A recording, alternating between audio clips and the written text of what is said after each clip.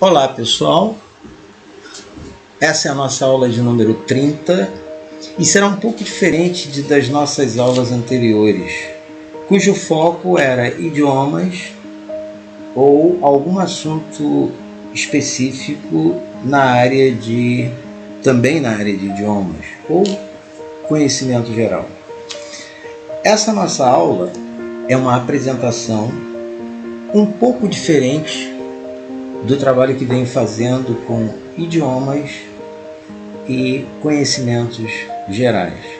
Eu vou colocá-la junto com as aulas interdisciplinares, uma vez que ela não lida com idiomas, tanto que não vai haver nenhuma colocação em inglês aqui. Na verdade, essa aula é uma apresentação de um grupo de estudo de uma determinada formação essa que passei a fazer aqui em Portugal. Inclusive incentivo que todos aqueles que viajam, que vivem em um outro país, que também o façam. É sempre bom, quando estamos em outros países, também fazermos cursos, porque esses diplomas, esses certificados de um outro país, isso acrescenta muito ao nosso currículo e é muito valorizado. E essa apresentação surgiu dentro de uma disciplina num curso de formação que eu passei a fazer aqui em Portugal, Comércio Internacional. Essa disciplina, o instrutor dessa disciplina, mais especificamente a instrutora, a professora Ana Paula, ótima professora, nos designou de fazermos essa apresentação. E aí nós formamos um grupo, e que é o grupo número 5, daí aparecer grupo número 5. Essa é uma apresentação sobre gestão de conflito em contexto intercultural. E aqui estão os componentes, aqui estão os componentes do grupo: Giovanni Monteiro, eu, Joana Souza, Hugo Couto e Isabel Teixeira. Todos contribuíram para a confecção desse trabalho. E, com licença dessas pessoas, eu estou colocando no meu canal. E acredito que isso pode ser útil para muita gente. Vou incluí-lo na minha lista de aulas interdisciplinares, uma vez que elas não têm a ver com idiomas, como normalmente faço e coloco nos meus vídeos. Então começamos. Embora eu tenha confeccionado, gostaria muito de agradecer a Joana que faz parte do nosso grupo, porque mesmo eu tendo feito um PowerPoint, ela melhorou bastante esse PowerPoint. Começamos apresentando esse mapa do mundo, uma vez que nele se encontram todas as culturas. O nosso assunto é como gerir um grupo de pessoas de diferentes culturas, onde conflitos poderiam existir em função dessas culturas. Profissionais que fazem negócio em grupo de pessoas diferentes, em uma economia global, precisam desenvolver a habilidade intercultural e a sensibilidade social. As regras básicas do que é adequado ou não podem criar barreiras invisíveis quando pessoas de culturas diferentes trabalham juntas. O algoritmo universal da etiqueta é comportar-se de maneira que deixe os outros à vontade. No entanto, isso não é tão simples quando nos referimos a ambientes internacionais. Ou seja, é algo que necessita muita habilidade nós sermos capazes de gerir conflitos. E aí essa palavra conflito, inicialmente alguém do grupo sugeriu que nós colocássemos entre aspas, porque na verdade esse conflito poderia ser algo favorável. O que em princípio parece ser um conflito, ele poderia vir a ajudar, acrescentar, e não ser algo negativo, mas algo positivo. sobre isso que vamos falar agora. E então, em relação à gestão de conflito em contexto intercultural, temos aqui a seguinte questão: devemos ignorar, reclamar, protestar ou usar o conflito como benefício? Eu acho que, pelo que eu disse anteriormente, já fica claro qual seria a resposta. Antes de mais, curioso que aqui eu tinha colocado antes de mais nada, essa expressão no Brasil. Aqui em Portugal eles não falariam dessa forma, e sim antes de mais. É um pouco estranho, mas é interessante, é diferente. Antes de mais, qualquer grupo de pessoas que interagem com um propósito por algum tempo, mais cedo ou mais tarde enfrentará algum tipo de conflito. Isso é algo bem óbvio. Isso acontece em qualquer tipo de relação. Pode ser um relacionamento, pode ser dentro de uma família, numa empresa, que é o caso. Sempre quando há um propósito, por algum tempo, haverá em algum momento um conflito. Isso é inerente ao ser humano. O conflito faz parte do ser humano. Felizmente ou infelizmente. Daí, conflito não é necessariamente mal. Conflitos saudáveis e construtivos são componentes de equipas. Em Portugal é equipas, no Brasil é equipes. Não está errado não, tá? São componentes de equipas de alto desempenho. Eles surgem da diferença entre pessoas. E são essas diferenças que tornam as equipas mais eficazes. Quando pessoas com diferentes pontos de vista, experiências, habilidades e opiniões são encarregadas de um projeto ou desafio. Um esforço combinado pode superar em muito o que qualquer grupo de indivíduos semelhantes podem alcançar. Na verdade, aqui um grupo de indivíduos semelhantes pode alcançar. A concordância tem que ser com o grupo. E aí nós temos a NASA, que é uma sigla, um acrônimo que formou a palavra National Aeronautics, Space and Administration, Administração Nacional de Aeronáutica e Espaço. E o curioso é que a NASA, ela agrega pessoas de todo o mundo. E por isso ela é caracterizada como uma empresa de excelência. E aí eu me recordo que quando eu estudei na UFRJ, no Rio de Janeiro, havia na época uma espécie de uma briga, para que os professores que fossem todos brasileiros. Havia um certo ufanismo, de que os professores deveriam ser brasileiros, nada de professores estrangeiros. Mas até naquela época eu tinha uma percepção de... Eu gostava, porque eu estava começando...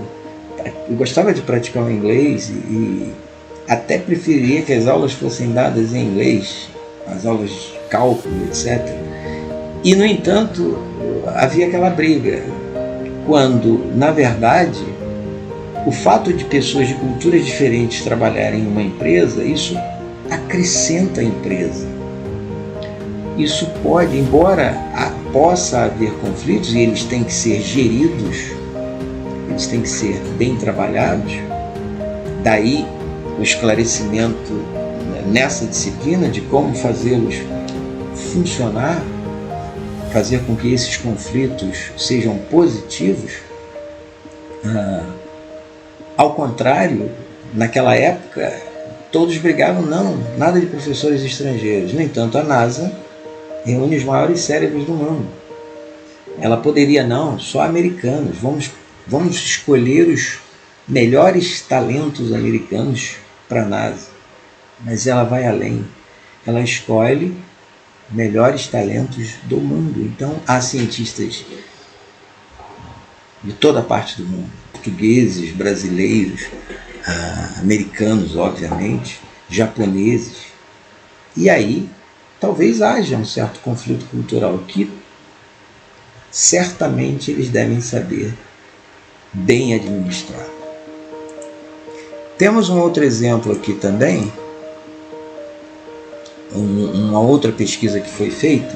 Adicionalmente, os resultados das entrevistas apresentam que a cultura empresarial coreana é assimilada pelos trabalhadores portugueses como uma cultura hierárquica, machista e introvertida.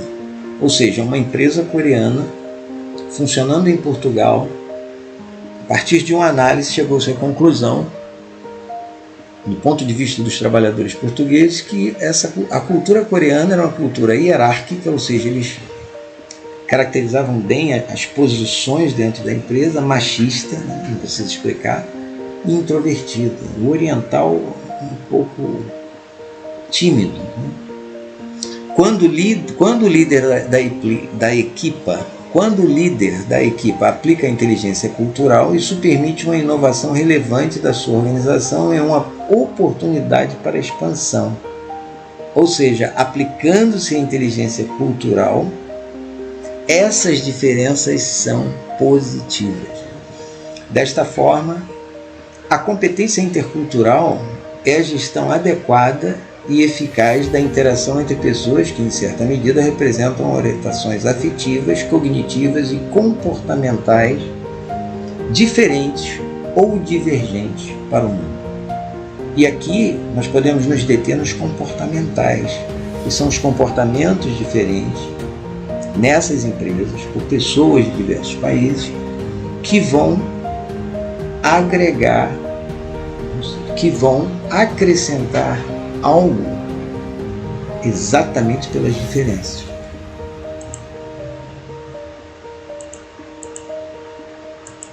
Continuando, Bennett, que foi o que fez essa pesquisa, a empresa coreana em Portugal, caracteriza uma pessoa competente interculturalmente como uma pessoa que tem uma maior mudança na qualidade de sua experiência do etnocentrismo para o relativismo.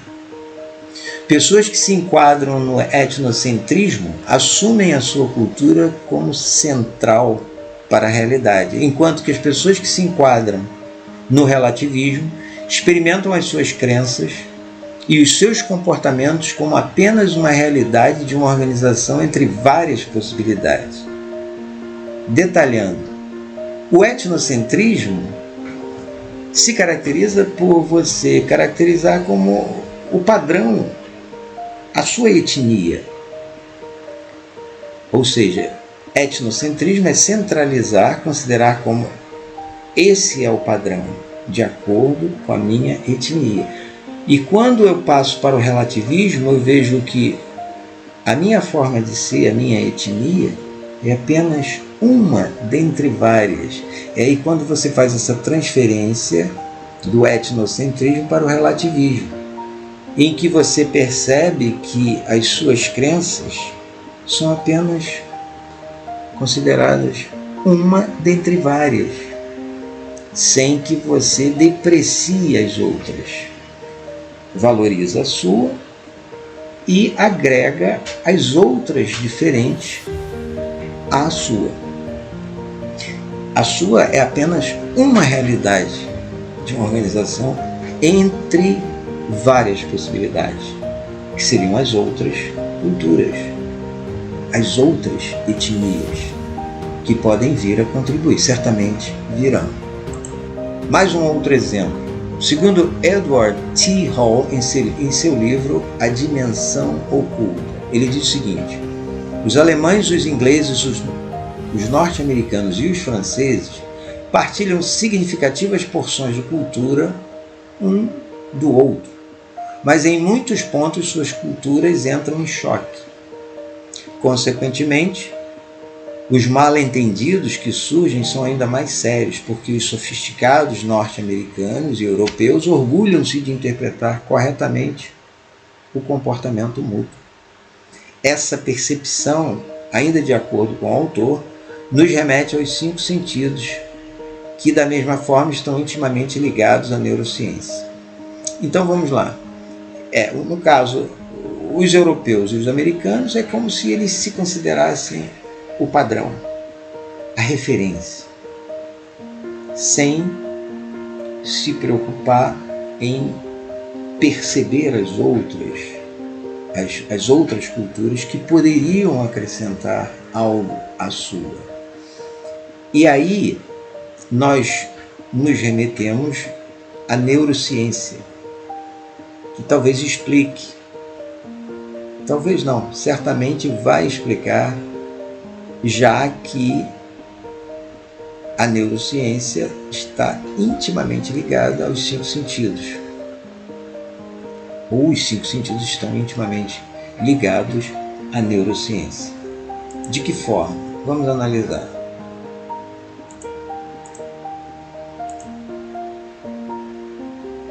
Essa perspectiva da neurociência é uma forma bem atual de analisar essa gestão de conflito em contexto intercultural. É uma perspectiva muito interessante. Mas antes de qualquer coisa, vamos esclarecer o significado. O que é a neurociência? E aí vem a definição: ciência que estuda o sistema nervoso, a organização cerebral, a anatomia e a fisiologia do cérebro, além de sua relação com as áreas do conhecimento, aprendizagem, cognição ou comportamento. Comportamento é o que nos interessa aqui, é exatamente o comportamento das pessoas com culturas diferentes dentro de uma empresa que estamos a gerir, ou que nos propomos a gerir. Seriam os conflitos existentes dessas diferenças, os conflitos que devemos gerir a partir dessas diferentes culturas. E aí temos a seguinte análise: o hipocampo é o ponto de conexão para circuitos que analisam circunstâncias sociais. A zona anterior do hipocampo faz fronteira com a amígdala. A gente podemos pronunciar amígdala ou amígdala. E tem um papel chave em manter o que fazemos adequado ao contexto. Uma outra coisa, essa amígdala ou amígdala não tem nada a ver com as amígdalas da garganta, tá? Essa é a amígdala cerebral. Inclusive o nome, parece que em 1999 mudou-se o nome, deixaram de ser amígdalas, as da garganta. As amígdalas da garganta deixaram de se chamar amígdalas, e sim tonsilas palatinas, só para esclarecer. Então, quando nos referimos à amígdala aqui, é a amígdala cerebral. Continuando, o hipocampo anterior, em comunicação com a área pré-frontal, reprime aquele impulso de fazer algo inadequado. Então, observemos, uma das hipóteses que tem sido investigadas por neurocientistas é que pessoas mais alertas a situações sociais têm atividades e conectividades mais fortes nesses circuitos cerebrais do que aquelas que simplesmente não conseguem fazer as coisas de forma mais correta. Ou seja, o hipocampo é aquela parte do cérebro que reprime o impulso, aquele impulso de fazer algo inadequado. Então, os neurocientistas já observaram o seguinte, que pessoas mais alertas a situações sociais têm atividades e conectividades mais fortes nesses circuitos cerebrais, ou seja, as pessoas, vamos dizer assim, de pavio curto, que explodem facilmente, que se irritam, que têm menos controle, digamos assim, elas têm menos conectividade, as conectividades nesses circuitos cerebrais são mais fracas. Dessa forma, elas têm mais dificuldades em fazer a coisa correta. E eu diria em ter autocontrole. Tá? E se nós analisarmos no passado, a amígdala ela é responsável por essa impulsividade, por essa atitude, essa ação rápida. E se nós analisarmos, o hipocampo ele é fundamental, porque ele controla essa impulsão que existe por parte dessa área, essa pequena área do cérebro, um pouquinho maior que uma azeitona, um pouquinho maior que o tamanho de uma azeitona e cujo papel é de uma ação imediata da amígdala. O que era muito importante no passado, quando nós éramos seres das cavernas e tínhamos que agir imediatamente para nos defender de um animal, de alguma coisa que ia nos atacar. Mas hoje em dia, ao contrário, nós não temos que agir imediatamente. E talvez, ao agirmos imediatamente a um impulso, geralmente cometemos um erro.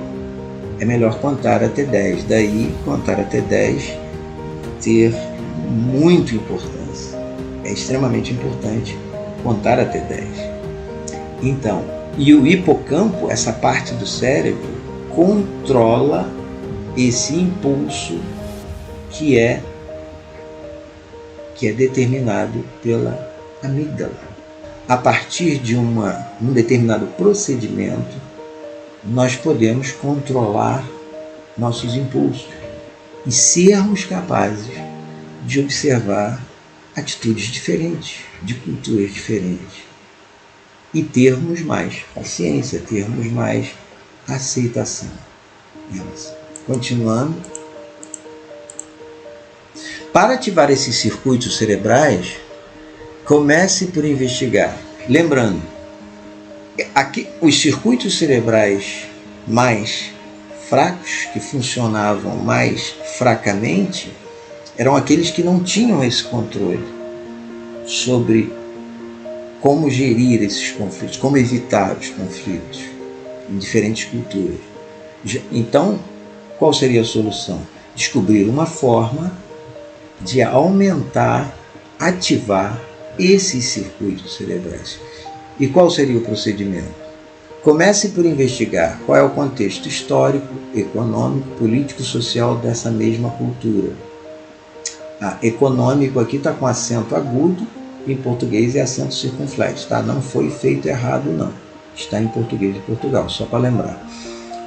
Bom, então, analisando o contexto histórico, a tendência para ativarmos esses circuitos cerebrais e, por conseguinte, termos mais controle, aceitarmos mais, já fica mais fácil.